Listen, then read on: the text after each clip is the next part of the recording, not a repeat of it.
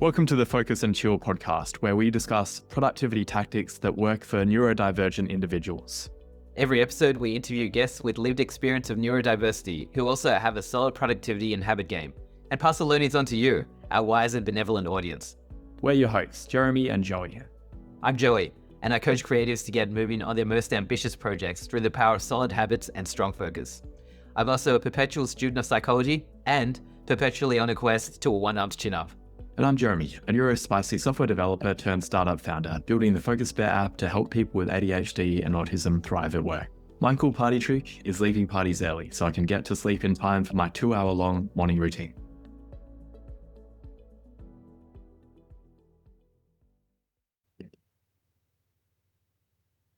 Welcome to episode 110 of the Focus and Chill podcast. We're thrilled to be joined by Reuben Schwartz today. Reuben is a startup consultant based in Sydney, but he's on his 13th different career, so we'll probably be up to something else next year. He really needs to make up his damn mind. That was his bio. After 45 often confusing years, the last 5 of which raising a young child, he was diagnosed as autistic last year. He's still very much working through what that means. Welcome to the show, Reuben. Thanks for having me. So we'll begin with that experience of working through what it means to have been diagnosed as autistic last year. Is it something that you had suspected for a longer time than 12 months ago? It's something other people suspected. Yeah.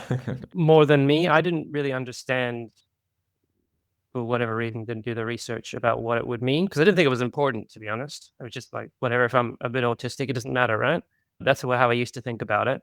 I've been told my whole adult life by people I meet who said, like, yeah, you might want to get diagnosed, including a wife of a friend of mine I met at a wedding who teaches autistic kids. And within 30 seconds, she's like, are you autistic? And I'm like, no, I'm not autistic. But then, yeah, because if you know what to look for, it's actually pretty easy to spot, right?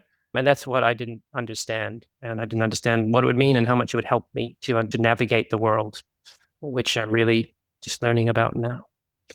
So it's, yeah, when I say a confusing 5 years, it's very much, yeah, because I didn't get diagnosed until then. Now the world makes a lot more sense and people make a lot more sense because I can understand they're not like me and they're not trying to operate in a world, and in the world like I am.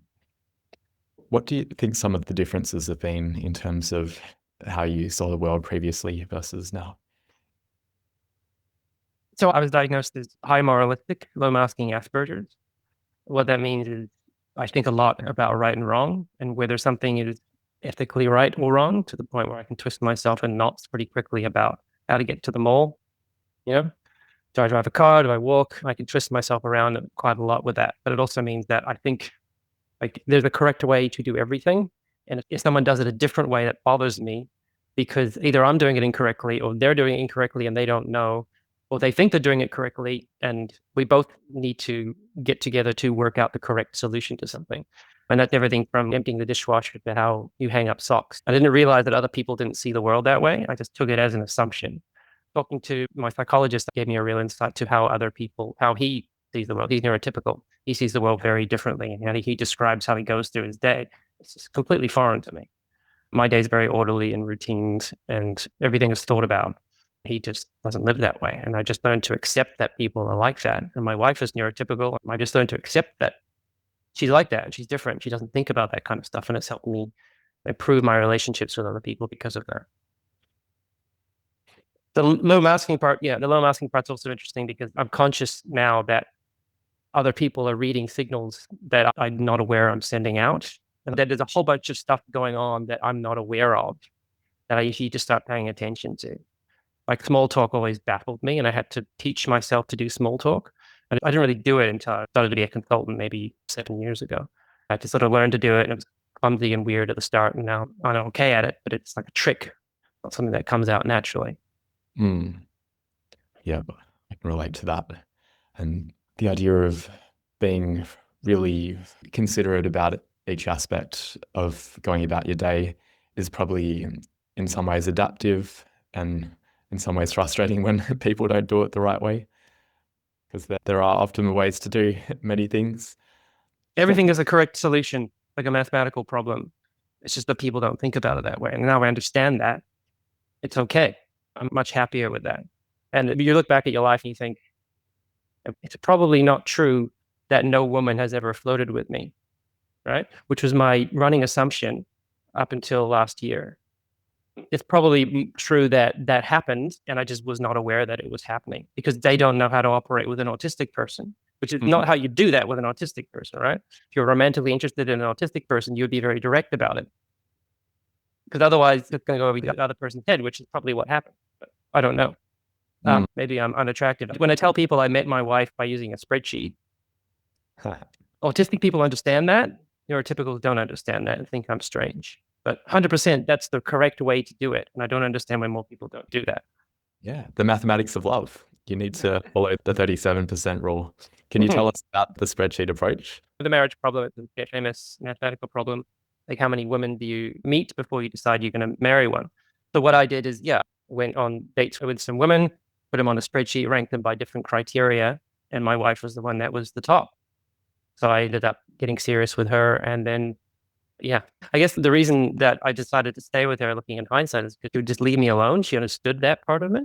I didn't understand that most relationships aren't like that because I've always found people who let me do that, right? Otherwise, they wouldn't survive and things just break down pretty quickly.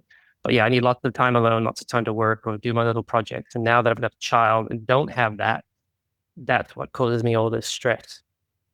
And problems in my life are what led to my burnout because I just couldn't find that mental space, that time away that I needed, which is a lot more than most people. So you read these parenting books and they give you all this advice, and it's completely useless for someone like me who's autistic, and you read advice from autistic people, it works. So that's been another revelation to me. Yeah, very similar for me in terms of the process with the spreadsheet and also the experience of I need time to be left alone, and grateful that I found that. I've had a few chats with you about parenting, and I continue to feel worried about what's going to happen. I had this naive idea that time with a baby might be time that I could think about while just wrapping the baby or bathing it or things like that. But you haven't found it's like that. It's the sensory overload means that you can't really be contemplating other things at the same time. That's how I found it. Yeah, I found it. It's an all-consuming experience, especially with a child who may be neurodiverse like I am. She said got some signs of that, my daughter. But it's it's a challenge for me to I've got an exaggerated sense of fairness, which is a lot of autistic people do. So it's something I'm learning to deal with is like, my daughter is not going to treat me fairly.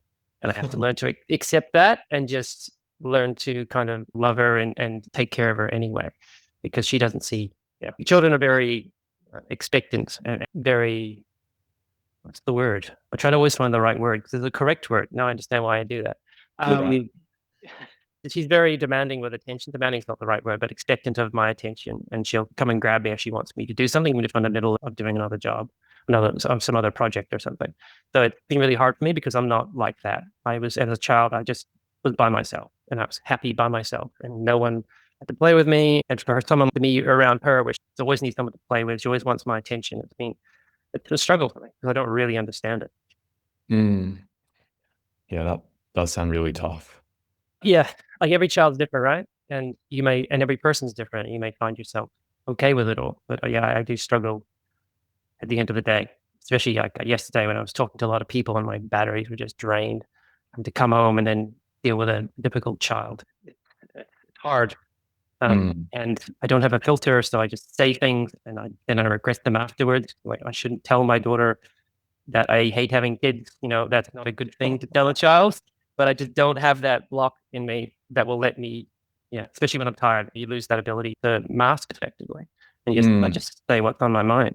So it's something I'm still learning with. Like, I've listened to a few of your podcasts and everyone on there seems so like got it all together, They're coaches, they're psychologists, they've got businesses, they're doing stuff, and everyone seems to have it so all together. And I feel like I'm a mess at the moment, dealing with like still processing what all this means and how to live my life as an autistic. Yes, I feel a bit, what's the word? Underwhelming, I suppose, as a guest. I read a newsletter a while ago from an ADHD influencer, and he was saying, if you see people on TikTok or on social media who look like they have it all together, bear in mind that it's probably just a show for that one recording, and then everything falls apart slightly afterwards, or they've got support systems that you don't have access to. They've got people helping them to make it easier. Yeah.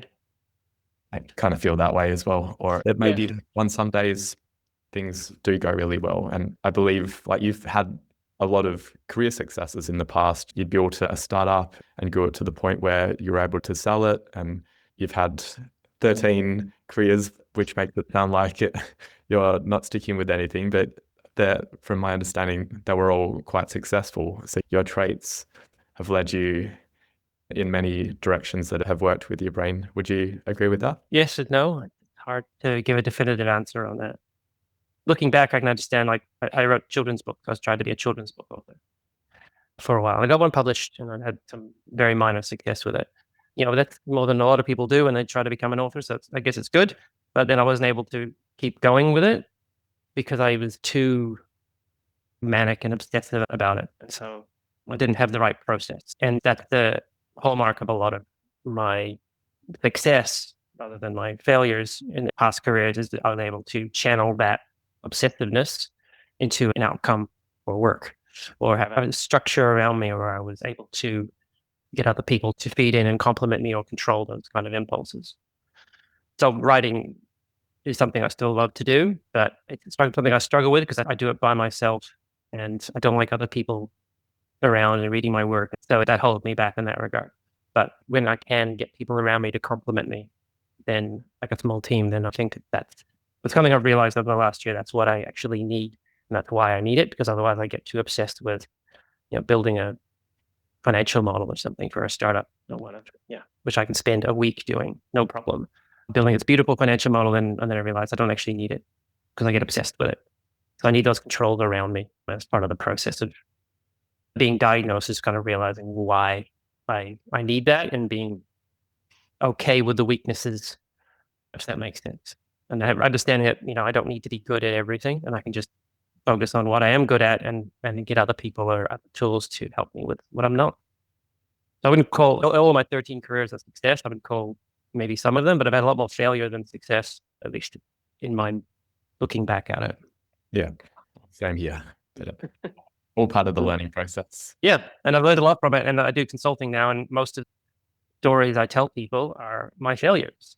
So that's where I've learned stuff, and that's where I can tell them about the things that I've learned along the way. Like when I built a startup, spent a bunch of money, and then couldn't sell it, a bunch of money and time. And so that's a really good lesson to tell people, because other people make that same mistake early on. They don't think, I actually just try to make money first, and then I'll figure out how to sell it.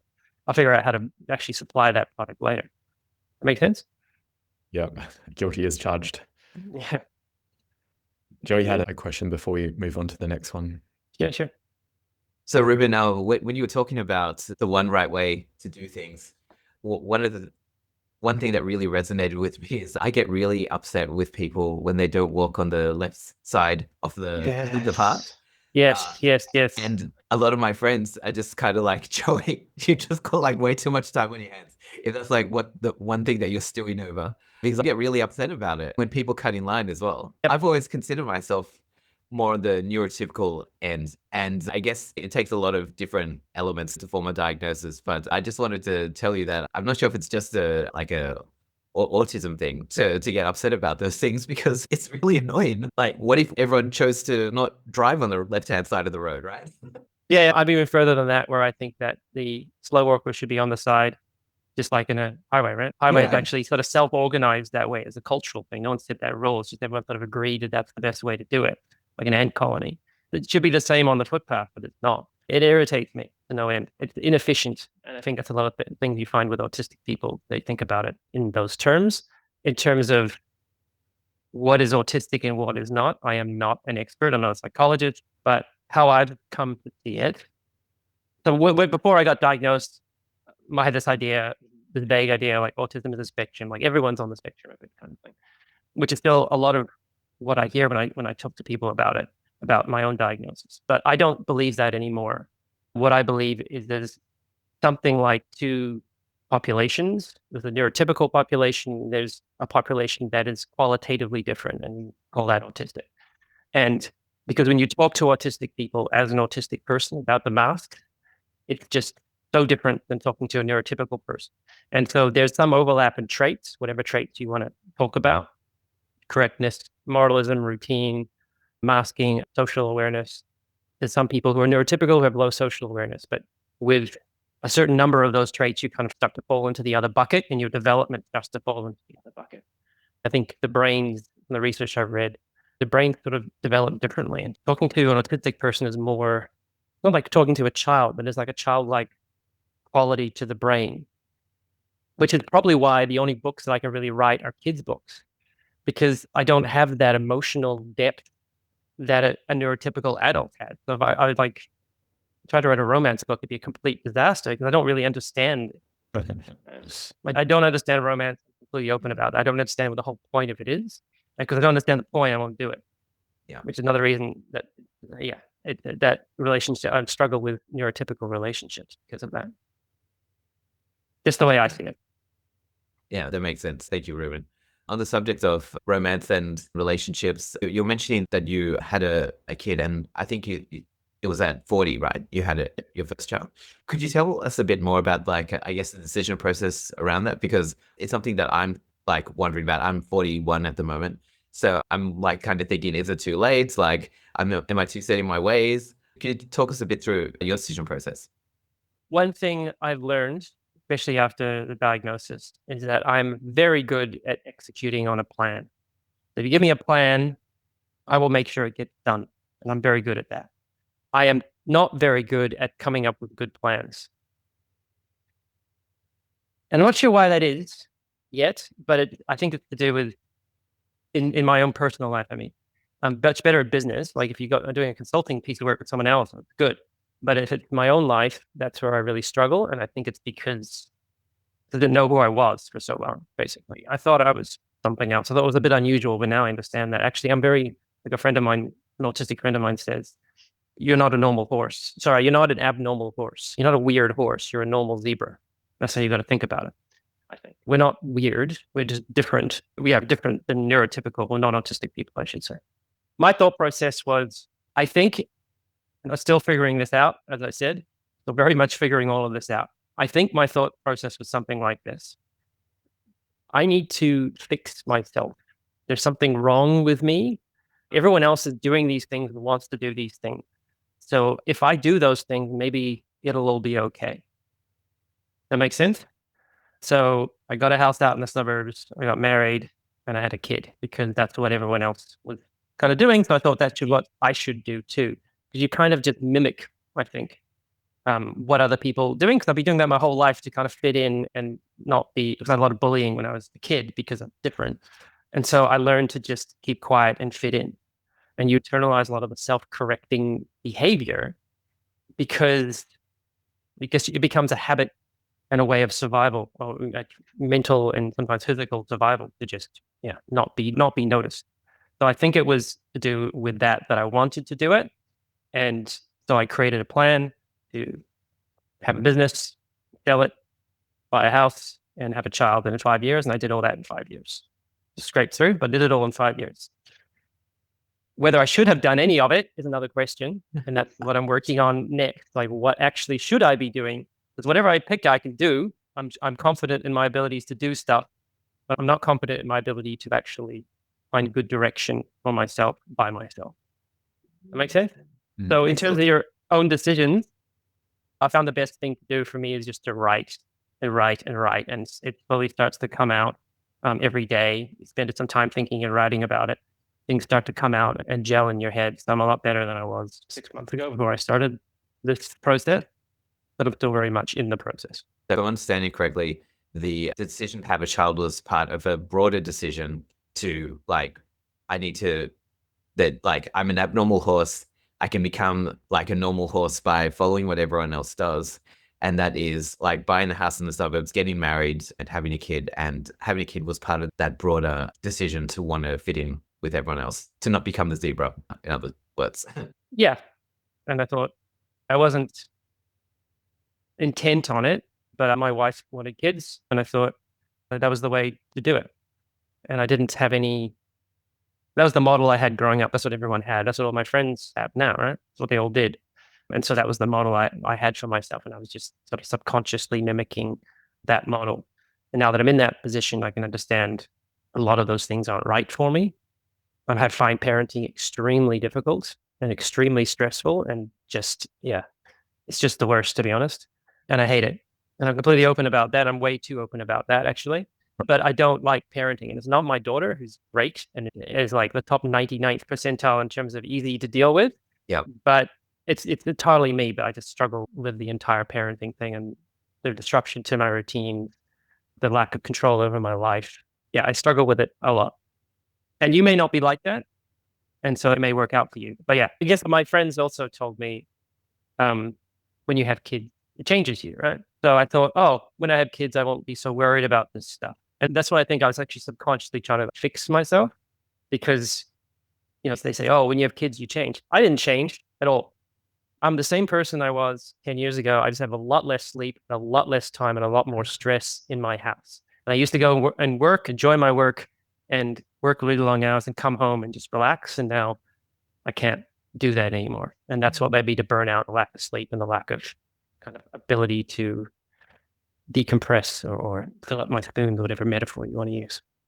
Yes, all the metaphors. Thank you for sharing that so openly, Reuben. It's a lot of the things that you're talking about are things that I'm concerned about in terms of like if I were to have a child, it would be like such a disruption to my schedule. I'm such a planner, and yeah, it's great to get that insight. So thank you for that.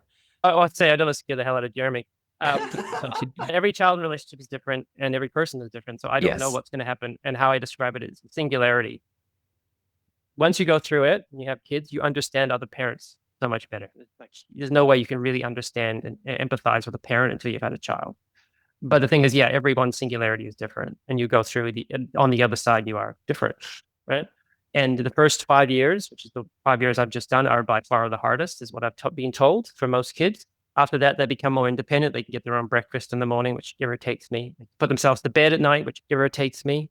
They get to dress themselves, all that kind of stuff. Yeah, because there's a point where, I didn't have a problem when my daughter was like physically and mentally incapable of doing things, because I understand she's a small child. It's a little bit frustrating that it takes a long time. Whereas like a horse is born and they can walk, right? And pretty much function. But yeah, the last sort of 2 or 3 years, like sort of 3 to 5, mentally and physically, they can do a lot of things, but emotionally they can't. And because I'm not an emotional person and I don't really understand the emotions, that's been really hard for me. So the last 3 years, which is usually easier for most people, is actually been the hardest for me because I'm constantly battling with my daughter about things that she says she has emotions about that I do not understand, and I can't read her emotions very well. And so my wife knows, she learned pretty quickly that if she wants a hug from me, she has to come up to me and say, can you give me a hug? I'm not going to know. I don't know if she's upset, right? My daughter is starting to figure that out too. And that's made things a bit easier. I think it's going to be similar for me. It's probably good to go in with expectations that it's going to be hard and difficult, and then be pleasantly surprised if it works out better. My mental plan is 5 years of torture at least. I'm always here if you want to talk. That can really help. Okay, sure thing. Reuben, we were talking about your child and how it makes it a bit more difficult to work than before you had a child. Could you actually tell us a little bit more about what you're working on at the moment? Yeah, so I started my startup and I've been working kind of part-time as a consultant since then for startups and scale-ups. I do all kinds of little projects. I'm doing some writing, which has been really fun, again, with using some AI tools to sort of speed things up and improve the productivity, I suppose. I'm really interested in the information space and misinformation and disinformation. Even though people are talking about it a bit more now, I don't think people are really conscious about it enough as something that's really key to the health of our democracy and our society. So I'm working on some ideas there to improve people's, ironically, empathy and reduce their certainty, if that makes sense. So I'm worried that people are far too certain of their own beliefs because of the echo chambers and filter bubbles they live in, and not enough empathy at all for the other side or other people's points of view. And I've got some solutions there. I just don't know how to pay for them. So now I'm struggling with, like, do I go and make this like a philanthropic venture or do something else? I've got 4 or 5 different projects that I'm working on. I'm also trying to write another kids book that I've got an idea, so ideas in my head for about 5 years now. I'm thinking about the kids book and I'm thinking about monetizing your disinformation project. And I wonder if those two can be combined. Maybe you could have, like, for parents that share like similar types of concerns that you do. Yeah, interesting. I haven't thought about that before. I have to think about it. They're very, I've got a mind, my psychologist said, like a pot plant always going toward the sun. Oh, And some people keep turning the pot plant and I keep moving toward the sun. So I'd be diagnosed with it as autistic, but I probably have some element of ADHD as well. But everyone I met with ADHD, autism and ADHD seems to manifest differently. So I'm having a really hard time understanding whether that's true or there's just an element of the autism. But my special interests for autism don't fix. And so I meet autistic people and they're just, even ADHD people, and they're like, I love, biodiesel. And I spent 10 years reading about biodiesel. I can't do that. My special interest lasts about 3 to 6 months, and then I need something else. Some other shiny thing will come up, which is why I get distracted. While I've had 13 different careers, something else shiny come up. And I said, oh, I'll try that. And then I love it for about 6 months. And then I get bored and I want something else. So yeah, my interest is like hyper focused for 3 to 6 months, and then it moves on to something else. So I have a working knowledge of many, many different things because of that. I guess just one other thing I want to ask you about, Reuben. In terms of this disinformation project, tell us how people can be a little bit more, I guess, think critically about their positions on things, because the way technology is set up at the moment, it pushes us into echo chambers. We get reinforcement. We feel like we're part of a tribe. We get that sense of belonging, which makes us more reaffirmed and confident in our beliefs. How do you see people being able to combat that? So hour-long conversation. Okay. Okay. Yeah. I'll just say quickly, I'd love to catch up with you separately, Joey, because you're in Sydney. We'd catch up for a coffee and talk about this. Good. I've been talking to academics and people interested in this space for about 6 months now. It's surprising if you just reach out to people on LinkedIn or who published an article in the conversation, look up their email address. Lots of people will talk to you, give you half an hour of their time and tell you what they're working on and what they think the problem is. I strongly believe misinformation is a wicked problem. It's very complex with lots of different feedback loops. There is no one solution. There are 20 different solutions that need to be brought to scale. The problem is no one wants to pay for anything because the people who are harmed are us. And a lot of the time, you don't think you're actually being harmed, but our society is slowly being eroded by it. And because it's like any institution, it needs to be supported, it needs to be financed, needs to progress and evolve, ossifies and breaks down or can't keep up. And so what we're seeing now is a systematic attack on our democracy effectively by both foreign players and domestic parties who are intent on pushing their certainty onto us or their points of view and skewing the world toward their point of view. So yeah, that's the way I think about it. But I'll share a diagram with you and you can tell me what you think about it. This is how I've been thinking about big barriers. Yeah, very interesting. And we had previous conversations about sort of not complete alignment with effective altruism and less wrong in organizations like that. But I think that some of those objectives may be similar, and there are some projects some online websites that are trying to help with combating misinformation from those organizations as well. Yeah. Like I said, no one's got this full solution, and I don't think there is a full solution. It's a systemic problem. It's like the housing crisis, right? You're not going to solve the housing crisis by building more homes. That's a generational problem that's going to be solved over a generation because it's taken a generation or maybe even 2 to happen. Systematic underinvestment. No one's thinking about it. People are just being complacent. And that's the problem now with misinformation. It's not something we're going to solve quickly. Anyway, so I can talk about this for ages. I'm not an expert at all. My special interest at the moment. I'm reading a lot about it.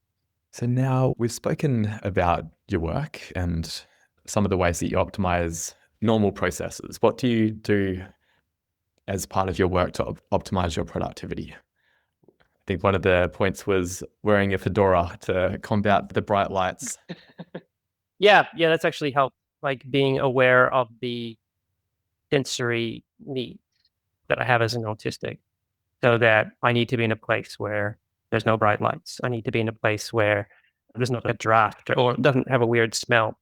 Yeah, I need to control my environment a little bit so I can be productive. And the Fedora was part of that. It was started as a cap and then sort of graduated to something more interesting. And yeah, people now know me. I do a lot of startup mentoring and consulting, and people know me by my Fedora and they didn't recognize me without it. I started putting it on my LinkedIn profile and all my other promo stuff as a consultant, and now become sort of known for that particular feature, which really just started as a way to keep the lights off my lights out of my eyes. Other productivity tips. I mean, I used to consult on productivity, so I don't want to get too far into this rabbit hole, but I used my own variation of the get things done method, if you've heard of that. And the key for that is like, don't remember anything, write it all down. And someone with a bad memory, but that's been really helpful for me. And also for someone who gets a lot of ideas as I work, having that, what they call the in tray, where you just write everything down as you go. And you don't have to worry about it. That's been really useful as well. It's stopped me sort of bouncing around so much. I'm using that for about 10 years now, and I'm very ingrained in that to the point where I struggle. I mean, really trying to use a lot of these AI agents and tools to improve productivity. And I struggle with it because I've got such a set system and it works really well that like trying to change one part of the system is actually quite hard for me. And I don't like it. So I end up just falling back to my old habits for now. But yeah, the Focus Bear app's been great because it's encouraging me to take breaks and is quite insistent about the nagging. Whereas my Pomodoro timer I was using before doesn't do that. It just dings, and then I often just, if I'm in flow, I don't even hear it, but we're not consciously aware of it. So having those nags to take breaks has been really good because that's when I get lost down rabbit holes. And that's my big problem is I like doing something that I can sort of justify and keep doing it. And I just will spend a whole day doing it if I really like it. If I don't like doing something, it's hard for me to justify working on it. The common problem with autistics, like if you're not interested in something, it's really hard to motivate yourself. But you know how much money you pay me? If I'm not interested in something, I can't do it. I won't do a good job at it. You don't want me to do it. But if I like something, I'll do it for free. And that's my problem at the moment. I love doing startup mentoring. I love doing all the stuff I'm doing as a consultant. So I end up doing a lot of it for free. And I don't need the money at the moment, but at some point I need to start thinking about monetizing my experience and my time, and being a bit more harsh about it. So, and the other thing is just don't check your email in the morning. Don't answer your messages in the morning. Do it at lunchtime. Write down everything you need to. I go through all my different platforms like LinkedIn and email and Signal and WhatsApp and Slack. And I just write down who I need to reply to and mark anything that's urgent. And I'll do the urgent ones right away, and the rest of them I'll just leave. And I'll work on the big rocks, like the big rocks theory. You do your big projects first and then the small projects later. Otherwise, your whole day gets filled with the small projects, which aren't important. Yeah, that's such a good way of going about it. I find that my day is set up so much better as well when I don't reply to the notifications that are on my phone first thing. I just basically do my morning fundamentals and then start responding to other people after I've taken care of myself. Are there any other ways that part of modern communication seems to be getting overwhelmed with all the notifications and stuff that comes in? Do you have any other ways of staying on top of it? So I spend a lot of time planning and thinking, and I spend an hour a week planning the week to come. If I spend 20 to 30 minutes every day just planning out the day and booking time in my calendar and then color coding those so I can look at it at a glance and see this is what's coming up. I find that has been really useful because it focuses me on what's really important and I don't get distracted with a bunch of the other stuff. So I used to run teams as a product manager, 20, 30 people, and people are constantly coming to you with stuff, and you just have to keep pushing back and focusing on your priorities and what's important to you without being obviously stubborn. Sometimes stuff happens and then you need to respond. But yeah, being really clear on what's important. And I'm really good at doing that for project. Again, it's so good in the bigger picture stuff for my own life. The other thing I found really useful for autistic, well, now that I realize it, a lot of autistics have really, what's the word? How your environment really shapes how you work, in the sense that if you do something, you basically create a routine in an environment. And if the environment changes, the routine goes to hell. And you can't seem to understand that. Yeah, like if my daughter, for example, wakes up early, my whole day is out of sync. And I really struggle with getting it back. The psychologist I'm working with says that's very common with autistic people because everything is kind of, if you control your environment and everything can sort of fit into that, and when things change, you struggle to separate the routines from the environment, if that makes sense. Everything's kind of connected.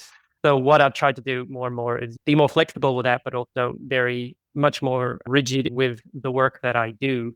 So different types of work are sort of coded different ways. I've got theme songs for different types of work. For really like thinky work, I will play Bach or some other quite Baroque regimented music with not a lot of flourishes and fancy stuff. If I'm doing spreadsheets or something like that, I will put on something a bit more upbeat to keep me more energized. And that's usually like synthwave or something that got no words, but it's got a beat and it can keep my brain from getting too, what's the word, bored, I suppose. Yeah. And then for multitasking, it's usually jazz or something interesting where I can, engage a bit more with it.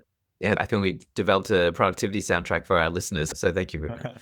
You mentioned so many good fundamental advice, like making sure you don't respond to messages first thing in the morning and stuff. That's a really good one. You mentioned a whole bunch of really good productivity advice in there. Can you tell us some productivity advice that perhaps doesn't work for you? There's a old one that US President Eisenhower used. It's called the Eisenhower Matrix or Yeah, Eisenhower Matrix, yeah. Square. Yeah, I tried that and find that very useful. I think it's more useful for managerial types. I do it until it gets done mindset, which I see it in a lot of startups where we'll just stay up for 3 days and finish this.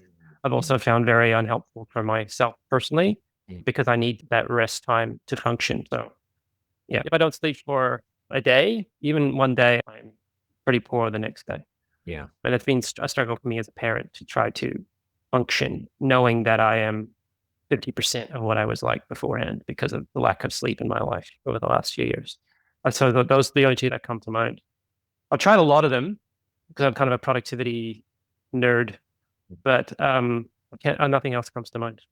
Well, this has been an incredibly rich episode, and there's a lot more we wanted to ask you. So we're going to invite you back for another episode if you're open to it. Absolutely. Cool. Well, we'll wrap this one up by asking you to share the best way for people to reach out to you if they want to get involved in the Disinformation project or any of the other things that you're working on. Just find me on LinkedIn. I don't think there's any other Reuben Schwartz in Sydney. You'll know me by my hat. And next episode, maybe you can wear the hat. Yeah, definitely. We'll wrap the show with that.